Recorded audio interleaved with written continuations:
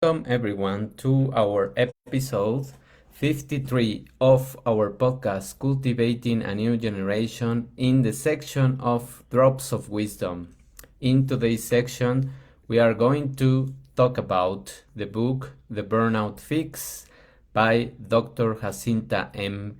Jimenez, and we are going to reflect on working aimlessly and start moving forward. Stop working aimlessly. Stop working just for the paycheck. Stop working just because you need the job and start really doing the things that you have skills, that you have values, that you have ethics, an art form, and doing that a unique way of expressing what you know. So working just to comply with a schedule, to finish an endless checklist, or to achieve metrics without any real purpose is one of the main reasons for people to end up with this burnout syndrome. Instead, when you have meaning, when you have a mission to fulfill and develop priorities and boundaries from your work, then it becomes your best ally. In grad school, this Dr. Jacinta at Stanford, she was a typical straight A student and she was the child of a first generation immigrants, and the message of hard work was the secret of success for her and was ingrained in her mind. But one day it all came tumbling down and she got a call from her mother that her brother had been hospitalized. Jimenez ended up needing to play a big role in his care, along with balancing her dissertation writing, the lab work, and other responsibilities. So instead of adjusting her schedule or asking for support, she reasoned that she could get through it by just hustling harder, working smarter, and eliminating all social activities. So what happened? Soon she became completely exhausted and she lost all pleasure in her work and struggled to get up in the morning. And in short, she started experiencing burnout. All of us have come in those moments of pressure at points in our careers where we are often ill equipped to deal with them. So, like Jimenez, most of us still believe that being successful means having grit and being able to tough up and just hustle into the bad times. But as the burnout epidemic shows, grit isn't enough to survive and thrive in modern workplace. In 2019, the World Health Organization officially classified burnout as a major global health challenge, and a recent Deloitte workplace study found that 77% of the employees interviewed had experienced burnout. Workplace stress has created unsustainable cycles of employee turnover and absenteeism, and it's a contributing factor for more or less 100,000 deaths every year. And that's in the United States. Anyone entering the modern workplace should assume that burnout is something that is in your job description. And as this may sound fatalistic, this is actually pragmatic and empowering.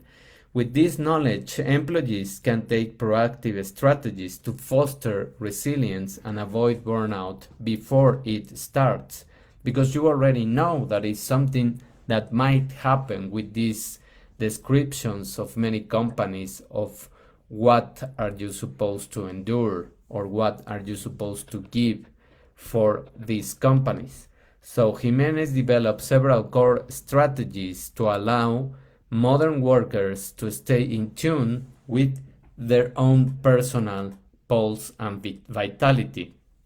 No matter the situation they are in, By making these feasible goals, interrogating negative thinking, and taking time to rest and connect, you can also learn how to develop your own resilience and create a career fueled by sustainable growth and instead of chronic stress.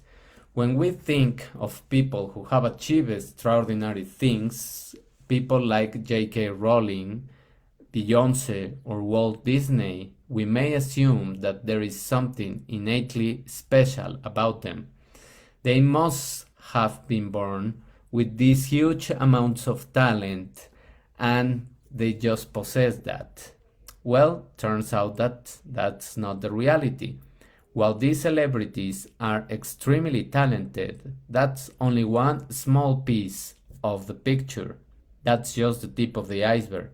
If we look more closely at their journeys to success, we'll see that it took them many years to achieve the results they did. Rowling's first Harry Potter book took 7 years to write, and it was rejected by 12 publishers. Beyoncé's first girl group was a bust, and Disney's first company failed too. Success for all of them was hard, and it was a long journey, and it took years to achieve. What they all had in common was that they weren't deterred by failure. They learned from their mistakes, they pivoted in new directions, and persisted in the face of rejection. Have you ever spent one of your cherished weekends worrying about something that's going on at work, or have you gone into those vacation trips and you are endlessly thinking about something that you are not that you have not finished at work, and probably forgetting to put the out of office in your email? Anything can just take you away from your vacations and keep you in that stress loop.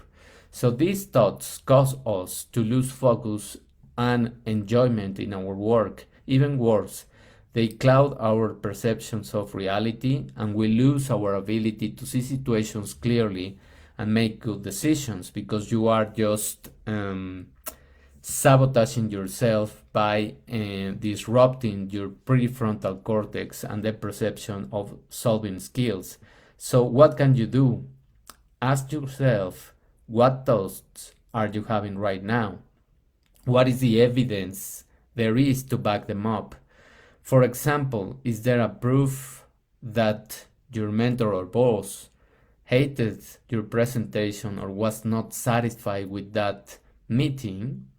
Just ask real questions. The final step is examining the information you have gathered by becoming aware of your thoughts. What have you learned about your thoughts? What fuels them? What are the triggers? Who are the persons that make you also more stressed, etc.? You can just start analyzing and taking action. Another example is another employee.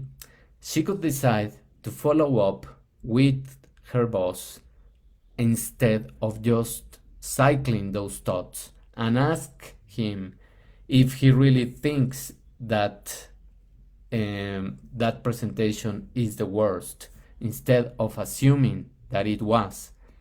While we can all escape from this stress to a lavish garden, we can take these pauses. We can take just a space to go out and to walk in nature. We can take just some space and meditate. We can just do exercise, which is one of the most beautiful strategies to let your stress out. So one of these important ways also is disconnecting from technology. Most of us suffer from information overload. We are bombarded by distressing news all the time, and there are too much stimuli, too much notifications and distractions that are going to lead you to this kind of stress and responding to messages that are not really urgent.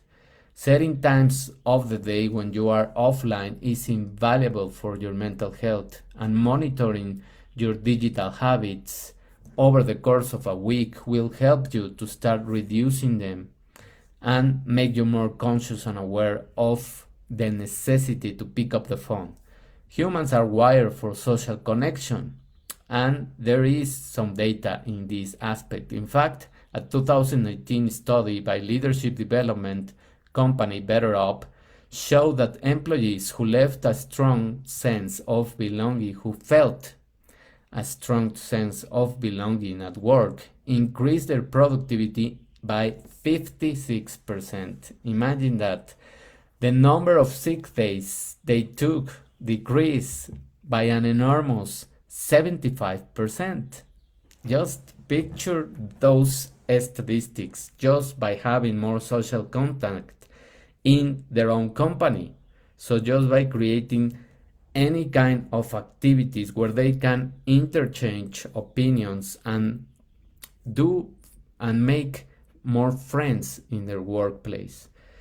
What do you stand for? What are the questions that you are going to do in the morning in order to get motivated to do your work and to give the best of yourself? These may seem like heavy questions, but they are the most important ones that we could ever ask ourselves in order to pick up our awareness and take action into living a meaningful life. So how can I summarize all of these reflections into stop stressing or aimlessly working and start moving forward? First, ask yourself, why did you choose your job? How your work relates to society as a whole, and why your work matters.